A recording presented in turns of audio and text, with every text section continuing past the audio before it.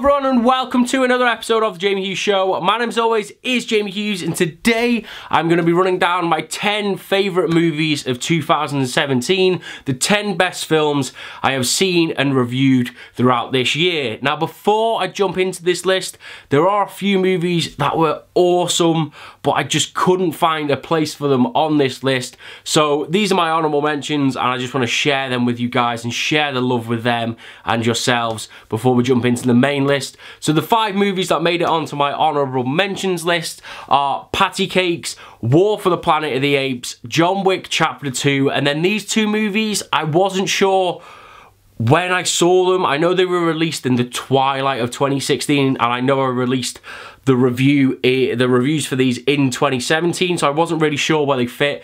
So the 2 movies that didn't make this list for on a technicality are Hacksaw Ridge and La La Land, but those 5 films are awesome in their own right. I suggest you go and check them out if you haven't seen them. So I just wanted to share the love with you before we jump into the list. So let's kick this list on proper. And in at number 10, it is Logan. So Logan was one of those movies that I didn't really care for until I actually saw it. Now, to give you a bit of background, I'm not really a fan of the X-Men movies. I haven't seen any of them since like X-Men 2, I think. So I really wasn't up to scratch or up to date with what was going on in the X-Men timeline. So I was really appreciative that this X-Men movie essentially takes place in its own world and its own timeline, and I could jump straight into the story. And what an incredible story it is. I think it was the perfect way for Hugh Jackman and Patrick Stewart to bow out of the franchise. It was phenomenal, genuinely really good. Hugh Jackman for me gives an Oscar-worthy performance as the troubled and harrowed Logan. And again, just to wrap this up, I think what really benefited this film is what really benefited Deadpool last year, was having that more mature and adult tone to this movie. Although it's completely different to the tone that Deadpool had, seeing that graphic violence and that gore, again, it's all contextualized, but it just really helps cement this movie as totally one of the best of the year and probably one of the best comic book movies ever, if not the best comic book movie ever. So in at number 9, it is A Monster Calls, and again, this was a movie that took me totally by surprise. I was expecting a bit like a Bridge to Terabithia meets Narnia type of fantasy movie, and although it definitely is that in points, it's something a lot deeper and really, really emotional. And I went to see this movie, and this is part of the reason why this movie is on my list, because it was so memorable for me. Because I went to see this movie on my own on a Sunday afternoon. It was me on like one side of the cinema and it was like a group of teenage girls on the other, and we were all sat there bawling with tears. I was like trying so hard not to cry. I had my t-shirt over my mouth like this. I was pretending I was cleaning my glasses. This film broke me, and I think for a film to have an instant impact and for me to still think about this movie now, then it definitely, most definitely deserves a place on my list, and this is why A Monster Calls is my number 9. In at number 8, I'm cheating a bit here. It's 2 films, but I couldn't really differentiate and choose between the 2, and they are The Limehouse Golem and My Cousin Rachel. Now I've had to club these together. They're 2 very different films, but they are both period pieces, and it felt right to kind of put them together. They are similar within a sense. A murder occurs in both movies and they have to try and work out the killer. Well, that's where the similarities, I can't say that, the similarities end in this movie. And what, again, made both of these movies so great is that they are very tonally different, but I just had to club them together. But you've got The Limehouse Golem, which is a Jack the Ripper style gory slash-em-up thriller, which I loved for that reason, and it was just really cool. It was a really fun whodunit. It's a little bit lighter than My Cousin Rachel, but again, The Limehouse Golem is a really great movie. If you've not seen it, definitely go and check it out.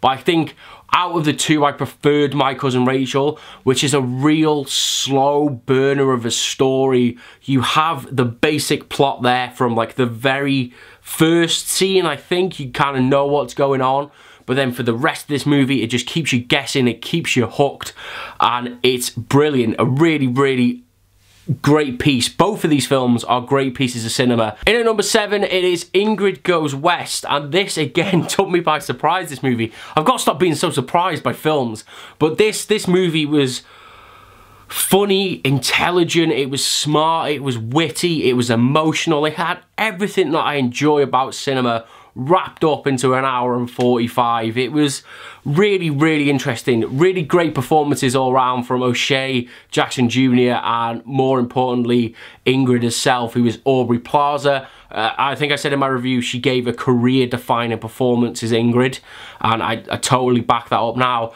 And what I loved about this movie is that it was so fresh and current. Like, I was shocked it hadn't been done before, and I think the social comments that come from this movie as well are so impactful. And again, the fact that like I thought about this movie for a couple of days after originally seeing it is why it definitely needed a place on my top 10 list. In at number 6, it is The Ritual. Now, I'm a sucker for horror movies. I really enjoy them. And what I loved about The Ritual was that it had so many influences from classic horror movies and new horror at the same time, but also felt very fresh, new and original. It was a very, very fun concept, this movie. There is definitely influences I felt from The Blair Witch, The Wicker Man. Shades of It Comes at Night as well, but we just got a bit more of a payoff in this movie. And what I really liked about this movie is that it was a situation that anybody can find themselves in, but it still felt like very real. Like, this movie felt very real. The lads that were involved in it were making very intellectual and informed decisions. They weren't just running around the forest aimlessly trying to get out. They were working out where they were working out where they needed to get to, they were planning, but yet they still couldn't get away from this monster. And I thought it was a really fun and original take, and there were some really funny moments in this movie as well, which helped break the tension of the horror in this film as well at points. As I say, I was a little bit not let down by the monster, but the monster wasn't the most terrifying thing in this movie. It was the way that the horror was built up around the monster that made it so good.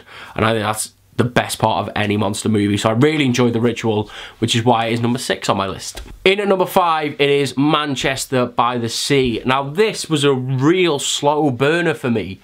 Like, I saw this movie after it came out. It took a while for me to see this film. It took a while for it to get into my local cinema. And then after I saw it, I watched it, and I was kind of like, oh, that was it. Like, you know, it's a very sad film. And it wasn't until I left the cinema and I thought about it for a couple of days. I didn't film my review straight away, which is what I normally do, because there was something that wasn't sitting right about me with this film. And it took me a little while just to kind of think about this film in its full context and the full story and the harrowing like emotions that go through this film. And it wasn't until probably about 3 to 4 days later that the sheer sadness of this movie hit me. I just felt like crying. Like, it all just kind of descended on me like a wave. It was something I'd never felt before. The fact that I was still thinking about a movie so long down the line, and it really took that long for this movie to impact me. And again, I still think about that feeling now, because it was like oh my god, like, this story is so harrowing, but yet so true to real life in so many cases that it totally blew me away, this film. In at number 4, I'm being proper self-indulgent here, but it's a different type of movie, so let's stick it on here anyway. I'm going for number 4 is Don't Take Me Home, which is the Wales Euro 2016 journey documentary. Proper, like, just love this film. Loved it from start to end. Being a Welsh football fan and following the journey of the Welsh football team, the national team, for so many years, like the culmination of this, and then the fact that we got a movie about it and we got to see how the players felt and how everybody felt around it, and it just encapsulated the whole feeling and emotion of the country. I'm thinking about the scene with the Border anthem right now, and I'm like getting goosebumps thinking about it. But like, to dissect this movie in a film sense, it is a very well-made documentary. And one of the things that I remember about this movie so vividly was the interviews with the players. They were so well framed and so well shot. It was so intimate that you could feel the emotion oozing from the screen. In at number 3, it is Mother. Now, this film is absolutely bonkers. I still don't know what happened in it now. I still can't grasp and wrap my tiny mind around what happened in the events of Mother, but I loved every single second of it. I loved that we had this really nice linear story for the first hour and 10 minutes. Then the last half an hour of this movie was just nuts, and it was mental. I still don't know what happened. I talked about it in my review. I've talked to it about friends, and I still don't know what happened, but it was brilliant. And I love that this film challenged my perceptions of cinema. It challenged my perceptions of classic film making, classic storytelling. I didn't know what to make of it, and I love that. And I love that I still can't make my mind up about Mother, like what totally went on, but I just know I loved it, and that is why it is my number 3 on my top 10 list. So in at number 2, it is Get Out, and I totally love this film. I think everything about it is brilliant. I think the way it walked the line between comedy and horror was seamless. It was so well executed. I love the little twists and turns it took us along the way. It's got so many historical, social, political comments and atrocities running through it.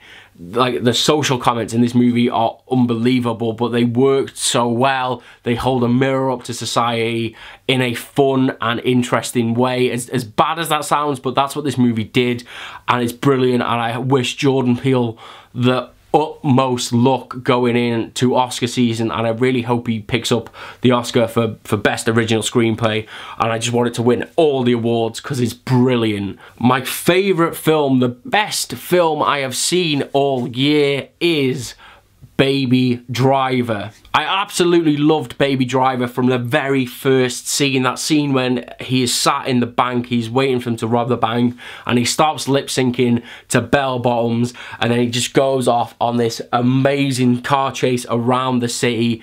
It is every boy's little dream to be listening to their favourite song, getting chased by the police when they're a kid, and I just loved it. Like, the music in this, the soundtrack to this movie is one of the best ever. I mean, ever, not even of the year.